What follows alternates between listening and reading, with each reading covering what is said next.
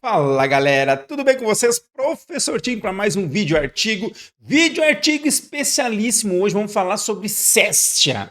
Dormir ou não dormir durante o dia, naquela pegadinha depois do almoço, de tardezinha ir lá dar uma sonequinha, 10, 15 minutos, 40 minutos, é bom para a saúde ou não é?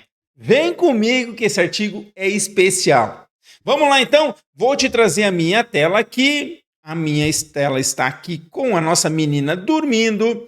E é o seguinte, ó. Esse artigo aqui é uma meta-análise 2024, bastante recente, numa revista especialíssima sobre sono.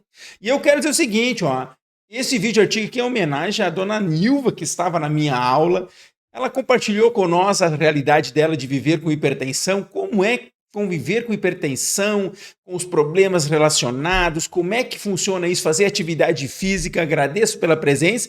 E ela me pediu, professor, tirar uma soneca é bom ou não é? Daí eu disse, olha, dona Nilva, eu vou pesquisar e vou te dar a resposta. E eu também queria saber, e esse artigo é muito bom. Vem comigo que tu vai se surpreender com a resposta. Ó, sério, tu vai se surpreender com a resposta. Gente, cochilo é uma coisa que todo mundo faz, né? Muito comum na Grécia, na China, em vários países, né? Em que, né, a ideia é dar uma descansadinha fora daquele horário normal da noite, né? A prevalência diz que estudos aí entre 26 a 68% da população adulta tira um cochilinho de vez em quando. Bem, tradicionalmente a gente entende isso como uma coisa boa, né? Dá uma recuperada. Quem tira a séstia, eu sou um sesteador e eu sei que eu acordo mais disposto, melhor, fico um pouco mais descansado, dá aquela melhoradinha. Agora, será que isso realmente é verídico ou é só uma sensação que a gente tem? As evidências elas são um pouco controversas, né? E a gente quer ver o que acontece, se existe risco à saúde ou não. Então, analisar qual é a relação dos cochilos diurnos, os habituais, aquele que você faz com frequência, e desfechos relacionados à saúde. Primeiro, eu preciso que tu entenda o seguinte, ó. Uma meta-análise é um conjunto de estudos. Foram 44 estudos envolvendo mais de 1,8 milhões de participantes. Isso foi lá de 99 até 2024, então um período bastante amplo, onde o principal era ver o cochilo diurno como a exposição e o desfecho, como isso termina, a mortalidade, doenças cardiovasculares, metabólicas, câncer, demência. Várias análises foram feitas e ainda, importante, alguns subgrupos foram analisados sobre duração do cochilo, a frequência, idade, sexo, índice de massa corporal e outros desfechos. Eu preciso que tu entenda um conceito importante quando se fala em risco, né?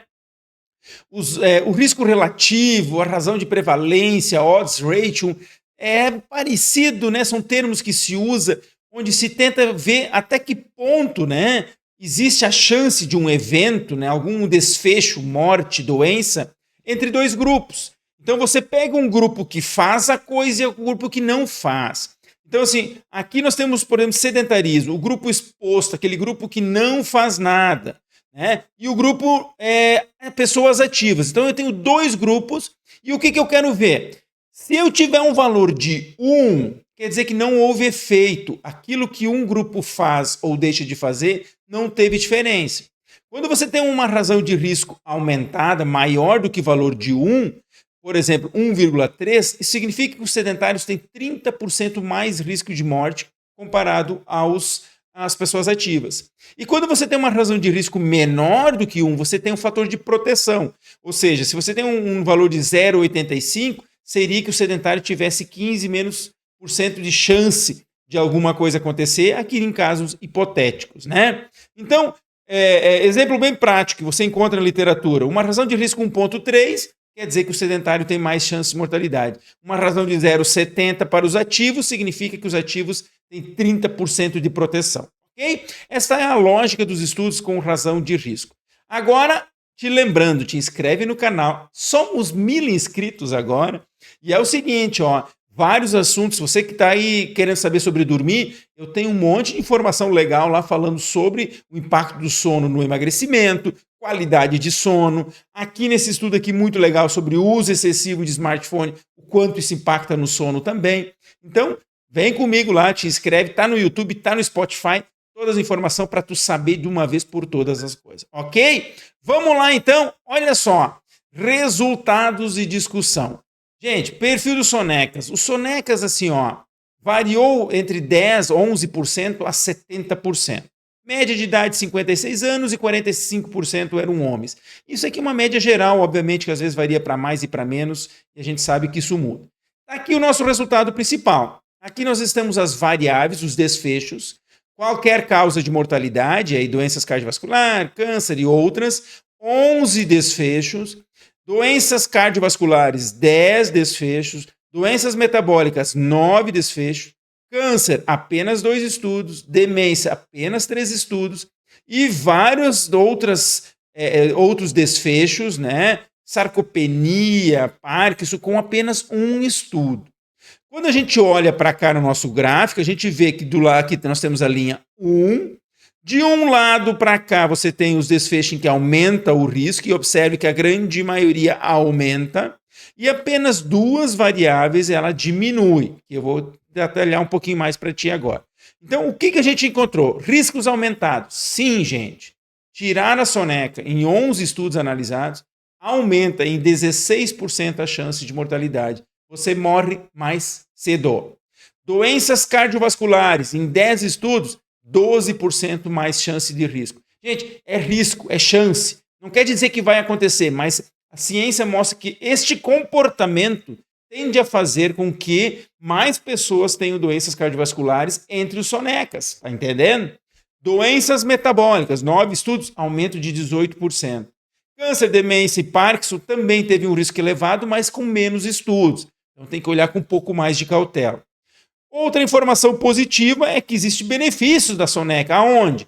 Na proteção cognitiva, 28% menor o risco, e na sarcopenia, perda de massa muscular, em 13% menor de risco. Mas é importante que aqui nesses 2 casos nós temos apenas 1 estudo. Então, muita atenção. Quando se olhou outras variáveis, né, em relação ao desfecho, IMC, sexo, idade, alguma doença prévia, anos em que o estudo foi acompanhado, não apresentou diferença. Então, você separa a variável aqui, e quando você compara em idades diferentes, você vê que a idade não influenciou. Isso é bom para o estudo porque focaliza a resposta num único dado. Duração do cochilo, e aqui, olha só, meus sonecas, eu sei que tu tá triste, tu tá decepcionado, tu vai ter que parar de dormir, eu sei que o professor tá dizendo que tu vai morrer mais cedo, vai ter doença cardiovascular e metabólica, mas peraí, eu tenho a solução, eu não tenho a solução.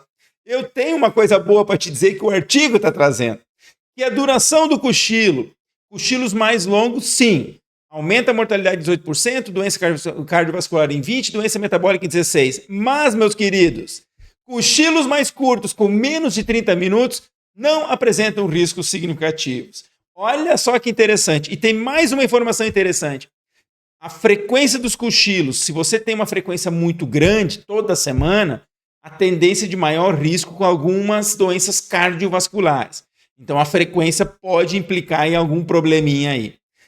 O que explicaria isso? O artigo traz uma explicação bem legal, bacana, com um infográfico bacana. Vou te resumir aqui 3 pontos que eles trazem. Você pode pegar a descrição do artigo, a referência está aqui, você pode estudar. Uma possível explicação seria essa disrupção circadiana, ou seja, você mudar o teu ritmo do dia a dia. Você está lá naquela correria, lá pela Santo, pá, dá uma parada. Esta parada nos cochilos longos pode dar uma influência no teu relógio biológico. Pode ter uma alteração na liberação de cortisol, e o cortisol é um hormônio do estresse. Então, pode ser que tenha alguma influência por aí. Uma outra via seria uma ativação maior simpática, ou seja, permitindo um aumento maior da pressão arterial e da resistência à insulina. E uma terceira via de explicação seria a inflamação sistêmica, onde se perceberia marcadores de inflamação, né, a elevação desses marcadores, como por exemplo o PCR, né, por conta disso. Então, existem algumas possibilidades que explicam o porquê esse sono mais longo é prejudicial. Então, vamos dar uma resumida na coisa? Tem mais uma coisa importante.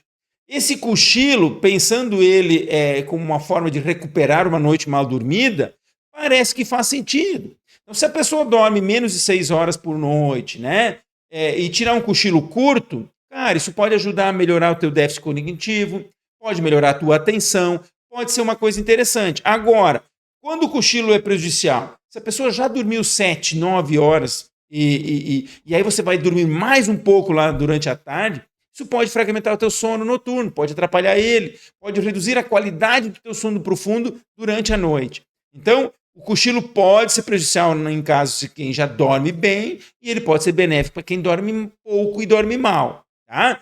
Recomendações práticas. Então, na prática, o que a gente tem? Gente, limita cochilos curtos, 20, 30 minutos, né, para melhorar a energia, a cognição. E o que tu tem que evitar? Nada de sono muito longo, tá? Senão tu entra no sono profundo, aumenta o risco cardiometabólico, isso não é legal. Cochilar no início da tarde, entre 1 e 3 da tarde. Evita tirar cochilo depois de tarde, lá 16 horas, 17 horas, né? Porque você pode ter um impacto no teu relógio biológico. Ainda, usa o cochilo para recuperar uma sono mal dormido. Se tu já dormiu de chega, não tem por que tu fazer o cochilo. Então, tenta ajustar isso aí. E importante que você monitore a tua saúde, né? Fique atento à pressão arterial, glicemia, né? Não pode ignorar os sinais como fadiga excessiva, né? Tem que estar de olho, tá bom? Dicas práticas, recomendações bem bacanas para você se aliar. Ainda para o meu amigo profissional da saúde, legal na tua anamnese colocar algumas perguntas sobre sono, sobre cochilo, sobre como é que essa pessoa está em relação aos hábitos. Muito provavelmente você já faz perguntas sobre isso, mas a questão de fadiga. Então, o tamanho desse cochilo é interessante saber, né? E aí você tentar trabalhar com cochilos estratégicos, principalmente pensando nos trabalhadores noturnos, que têm hábitos diferentes, né? E quem sabe idosos com dificuldade de massa muscular. Certo? Concluindo, então, cochilo longo aumenta risco de mortalidade 16%, doença cardiovascular 12%, diabetes 18% e está associado ao maior risco de demência e Parkinson. Tá? Pode desregular o ritmo diário do cara e aumentar os marcadores de inflamação. Isso é o lado ruim. Mas o lado bom diz que cochilos curtos, com menores de 30 minutos, eles são seguros, são benéficos, melhora a cognição, capacidade cognitiva em 28%, ele protege contra a sarcopenia e não interfere negativamente no sono noturno. Então, de forma bem prática é isso. Se for cochilar, faça de forma inteligente. Curto, cedo e apenas quando necessário. Olha que diquinha bonita para te dar, hein? Se for cochilar, faça de forma inteligente. Curto, cedo e apenas quando necessário. Entendeu, dona Nilva? Tá aí, prometi para ti, tô cumprindo o meu combinado. E não esquece, hein? Fim de semana tem live com a Thalita, Mulheres e Musculação, 19 horas no canal do YouTube, do Professor Tigman. E tu já tá inscrito? Porque é o seguinte, agora nós já somos mais de 1000 inscritos. Todo mundo quer saber se vai monetizar. Gurizada, ainda não. Tem que ter muita hora, tem que rodar muito, mas isso não é problema. Meu compromisso aqui é com a informação de qualidade, é com veracidade, é com credibilidade na informação. Tá bom? Gostou? Curte aí, compartilha, tamo junto nessa. Valeu, um abraço.